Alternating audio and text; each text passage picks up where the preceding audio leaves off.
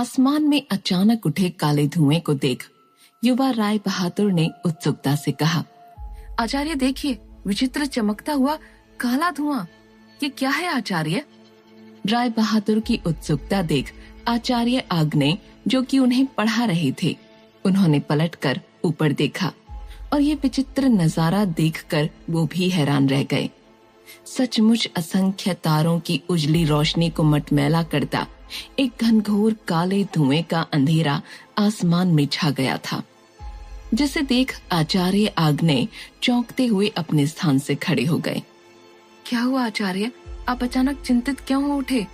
राय बहादुर ने पूछा, जिसका जवाब देते हुए चेहरे पर चिंता का भाव लिए और अपलक आसमान की ओर देखते आचार्य आग्नेय बोले, कुछ बहुत गलत घट रहा है तेज बहादुर। पहले वो सुनहरी रोशनी, अब ये काला धुआं। हमारे मन में आशंकाएं पैदा करते खतरे के ये सभी संकेत कई दिनों से भावनगर के आसमान में मंडराते देख रहा हूं मैं। चाहे सभी मेरे समय और लोगों के पार सफर करने वाले सिद्धांत को खोखला निराधार बताएं, मगर ऐसा हकीकत में हो रहा है। समय के दूसरे छोरों को लांघती ये सभी शक्तियां प्रकृति के नियम का उल्लंघन कर रही हैं, सीधे सीधे ब्रह्मांड के नियम से छेड़छाड़ कर रही हैं, और ये ठीक नहीं है, विनाश का संकेत है ये। जलते हवन की रोशनी में आचार्य आग्नेय का विचार करता मुख कुछ सोच संतप्त हो गया, दुखी हो गया, और वो बोले, और ये तभी संभव है जब देवी प्रारब्धा कमजोर हो, महादेवी नियति की नजरें भूलोक पर न हो। आचार्य आग्नेय की इन रहस्यमय और गहरी बातों से कोसों दूर तेज बहादुर ने हैरानी से पूछा, समय का दूसरा छोर, प्रारब्धा, नियति, ये सब कौन है आचार्य? क्या गलत हो रहा है? सब कुछ ठीक तो है। हमारा खुशहाल समृद्ध भावनगर रेगिस्तान के बीच होने पर भी मीठे जल की बहती सुंदर नदियां, घने हरे जंगल, इस बार तो अच्छी फसल भी हुई है। सब कुछ तो ठीक है हमारे राज्य में। यहाँ तक मैं बाबा के साथ शाही अंगरक्षक बन गया। आप मुझे पढ़ाने के लिए तैयार हो गए। इससे अच्छा और क्या हो सकता है? राजा नरेंद्र सिंह और महामंत्री कुषाण के बाद मैं ही आपका तीसरा शिष्य हूँ। युवा राय बहादुर ने चेहरे पर मासूमियत लिए गर्व से कहा, जिस पर मुस्कुराते हुए आचार्य आग्नेय पलटे। एक जिम्मेदार इंसान वो नहीं होता जो सिर्फ अपने बारे में सोचे तेज। अपने लिए तो पशु पक्षी भी सोचते हैं, लेकिन उनके लिए वही बड़ी उपलब्धता है। हमें नियति ने इंसान बनाया है, अधिक ताकतों के साथ, अधिक जिम्मेदारियां भी दी हैं। तुम्हें अपने सोचने का दायरा बढ़ाना होगा तेज बहादुर, वरना तुमसे ज्यादा ये मेरी असफलता होगी। ये सुनते ही जैसे मुस्कुराते राय बहादुर को झटका लगा। अरे नहीं नहीं, मैं ऐसा नहीं होने दूंगा आचार्य। आपका सम्मान और आपकी आज्ञा ही मेरा सबसे बड़ा कर्तव्य है, मेरी जिंदगी का लक्ष्य है। एक सामान्य अंगरक्षक के बेटे को आप जैसा ज्ञानी, प्रतापी और उदार गुरु मिला है, ये मेरा परम सौभाग्य है। राय बहादुर की आंखों में अब श्रद्धा के आंसू आ गए और वो सिसकते हुए बोले, वो गुरु जो मेरी गरीबी न देखते हुए बिना किसी गुरु दक्षिणा के, बिना किसी धन संपदा की इच्छा किए वादा करते हो? आग्नेय ने बीच में ही टोकते हुए पूछा। यही मेरी गुरु दक्षिणा होगी क्या आचार्य? राय बहादुर ने हैरानी से पूछा। जो तुमने अभी अभी कहा कि मेरी आज्ञा ही तुम्हारे जीवन का लक्ष्य है, वादा करते हो कि मेरी आज्ञा की कभी अवहेलना नहीं करोगे और मेरी कही हर बात को सत्य मानते हुए उसका पालन करोगे? अचानक आए इस शब्द तीर से युवा राय बहादुर सोच में पड़ गए।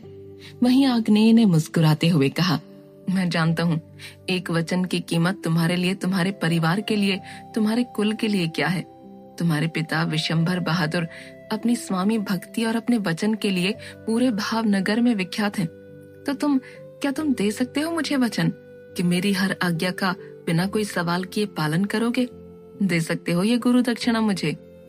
अपने आचार्य की ये इच्छा सुन बगैर कुछ सोचे तेज बहादुर बोल पड़े, मैं भी अपने पिता की तरह ही अपने दिए वचन का पालन करूंगा आचार्य। मैं आपको वचन देता हूँ कि जीवन भर आपकी आज्ञा का बिना कोई सवाल किए पालन करूंगा। आपकी कही हर बात को परम सत्य मानकर उसका पालन करूंगा। अपने शिष्य के मन में ये सेवा भाव और चेहरे पर अति विश्वास देख मुस्कुराते हुए आचार्य आग्नेय बोले, मैं आज तुम पर अत्यधिक प्रसन्न हूँ तेज। बैठो। आज मैं तुम्हें इस पृथ्वी के अनेक लोकों के बारे में, समय के विभिन्न छोरों के सिद्धांत और धरती की उन जगहों के बारे में बताऊंगा जहां से इन अनेक लोकों तक, समय के विभिन्न छोरों तक जाया जा सकता है। ये गूढ़ ज्ञान मेरे सिवाय और किसी भी जीवित इंसान के पास नहीं है तेज बहादुर, तो ध्यान से और बड़ी जिम्मेदारी से सुनो। युवा राय बहादुर अपने गुरु की बात को ध्यान से सुनते हुए यज्ञ वेदी के दूसरे छोर पर बैठ गए। जिस पृथ्वी पर हम रहते हैं वो भूतल है, जो कि 14 तलों में 7वें स्थान पर है। आचार्य आग्नेय बोले, हमारी इस पृथ्वी लोक के ऊपर 6 और इसके नीचे 7 लोक, यानी कुल 14 लोक हैं, जिसमें अलग निहित प्राणी, देव, दानव, नाग, राक्षस, दैत्य, ब्रह्मा, सर्प, चांडाल आदि रहते हैं। भूतल यानी इस धरती पर हम यानी इंसान रहते हैं।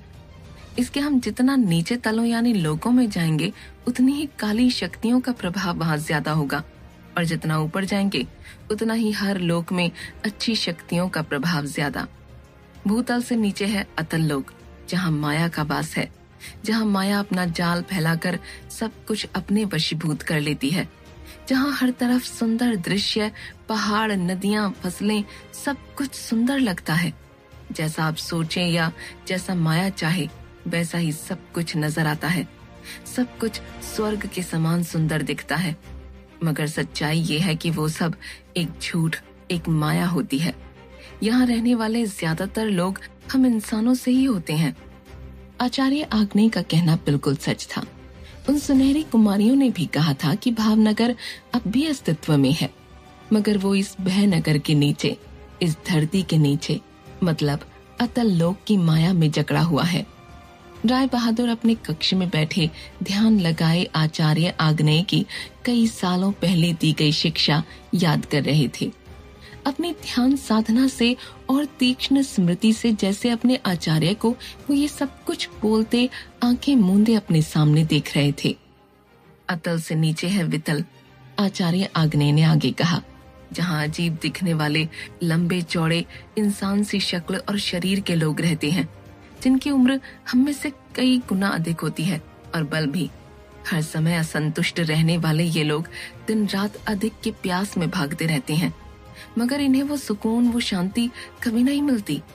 इसी संतुष्टि और सब कुछ पाने की इच्छा लिए ये एक लंबी उम्र के लिए अतृप्त, असंतुष्ट ही मर जाते हैं।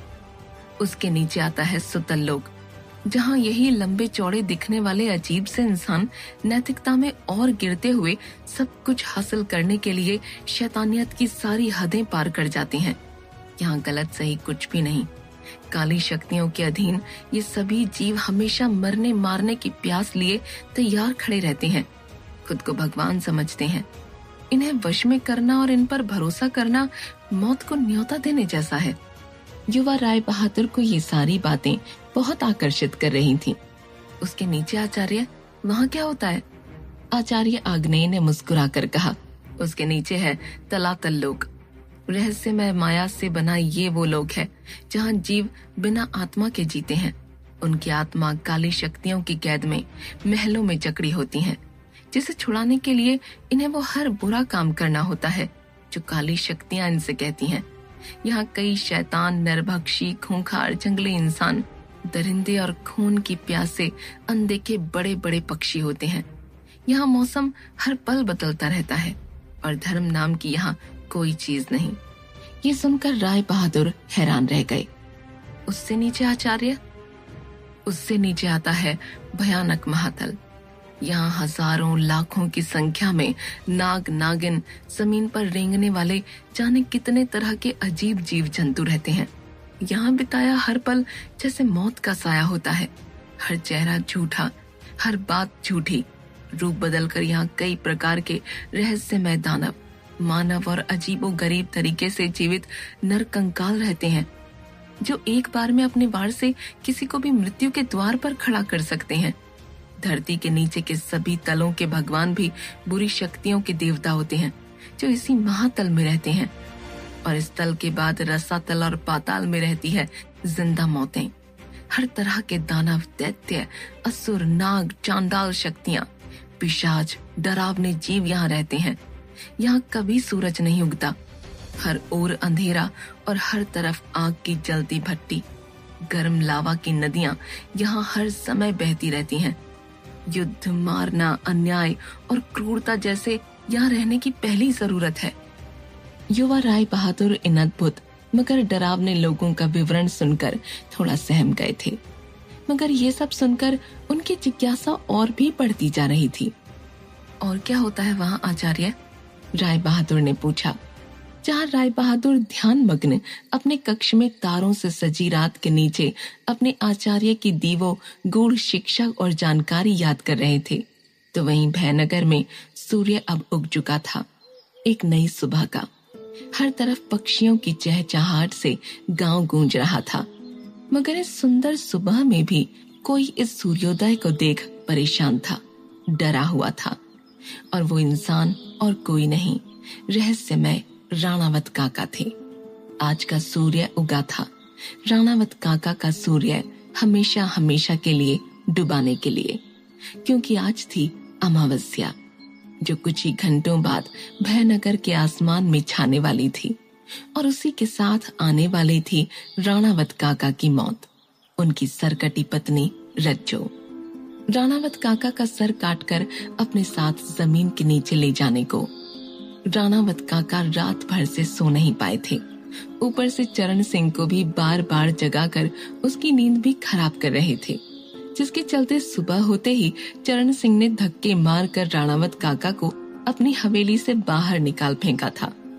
हाँ हाँ, जाने कैसी आवाज निकालते हुए आएगी रज्जो आज, और मुझे, कहते हुए राणावत काका का गला भर आया। जीते जी भी मेरा खून चूसते रही, अब मरने के बाद भी। हाँ। खेतों में चलते हुए राणावत घर जाने की जगह सुबह सुबह चाय की टपरी पर रुआंसा मुंह लिए बैठा। पिला दे भाई भोले, पता नहीं शायद ये मेरी आखिरी चाय हो।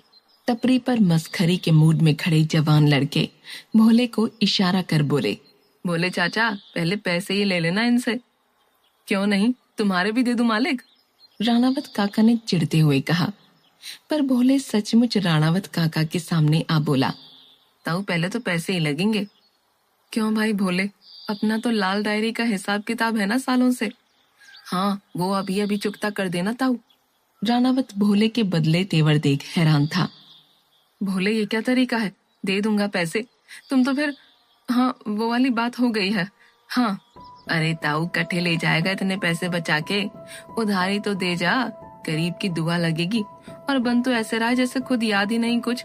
अरे हमें नहीं पता कि आज अमावस है, आज की रात रज्जो भाभी के साथ तुम्हारा जमीन के नीचे जाने का प्लान है, सब मालूम है हमें ताऊ। जैसे किसी ने ताजा जख्म पर मिर्ची पाउडर डालकर उस पे जलता बघार उड़ेल दिया हो। भोले की इस बात से राणावत काका का यही हाल था, मगर तभी चाय पीता एक मस्खरा बोला, अरे भोले काका को चाय पिला दो, पैसे मेरी लाल डायरी में लिख लेना, अपना खाता तो लंबा चलेगा। जिस पर अब दूसरा मस्खरा बोला, अरे हाँ हाँ, वैसे भी मरने वाले की आखिरी इच्छा पूरी करने पे बड़ा पुण्य लगे से। एक काम करो बोला, राणावत का पुराना सारा चिट्ठा मेरी डायरी में डाल दो। जहाँ बाकी सब हंस रहे थे, तो ये सुन सुनकर राणावत काका की जुबान रह रहकर मुंह को आ रही थी। चिढ़ते हुए वो बोले, कोई जरूरत नहीं है मेरा चिट्ठा इधर उधर करने का, मेरे पैसे मैं ही दूंगा, वो भी कल। कोई फिक्र नहीं अब मुझे मेरे बच्चों की, जो सोचना है सोचे, जान है तो जहान है। मैं अभी मुखिया जी की हवेली पर जाकर सब कुछ बता दूंगा राय बहादुर जी को, और फिर वो मुझे बचा लेंगे। राणावत ने रोतला सा मुंह लिए कहा और वहाँ से निकलने लगे।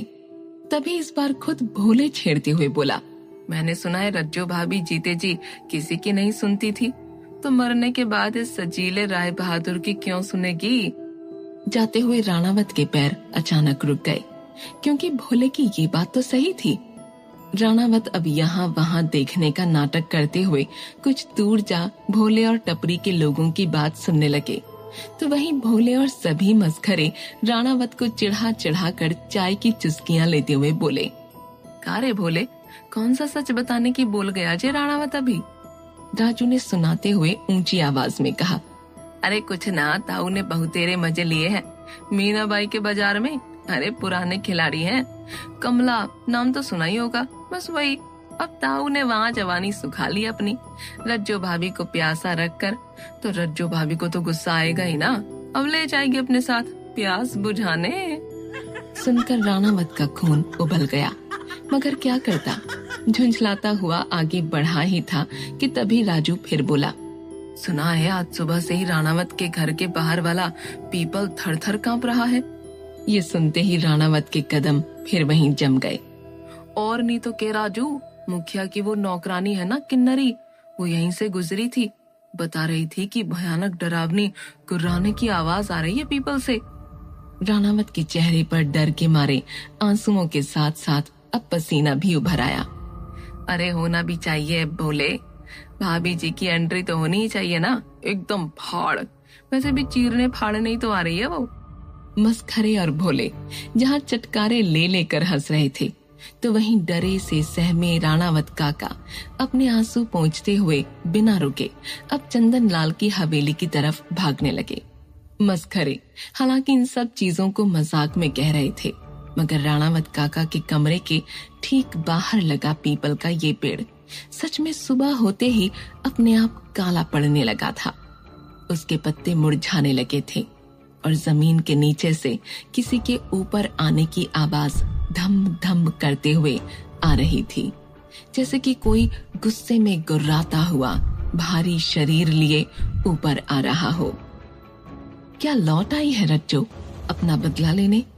क्या राणावत काका को बचा पाएंगे राय बहादुर? क्या सुनहरी शक्तियों के टुकड़ों को विशंभर से बचाने की जगह राय बहादुर राणावत काका को बचाने के लिए भयनगर में रुकेंगे? क्या है बाकी लोगों का सच?